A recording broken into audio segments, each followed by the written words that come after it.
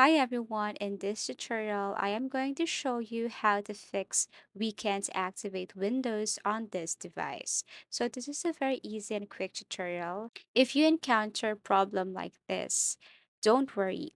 All you have to do is to follow the steps and it will solve your problem. First, go to the search box and then type CMD or command prompt and look for Run as Administrator. So this is CMD or command prompt. Now, what you want to do here is to simply copy the command text from description and paste it here and then press OK.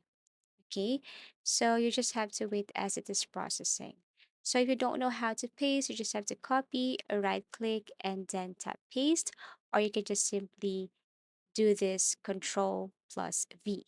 Okay, a small box will pop up. All you have to do is to click OK. Now, the next thing to do is to still open the CMD or command prompt. Still go to the search box, type CMD, and then tap this Run as administrator. Now, what you want to do here is to copy this second text here, paste, Control V or right click, and then look for paste, and then press OK. Now, once done, tap OK. And then what you want to do next is to simply go to your settings or Windows Update, look for activation, and see if after doing this method, it fixed we can't activate Windows on this device.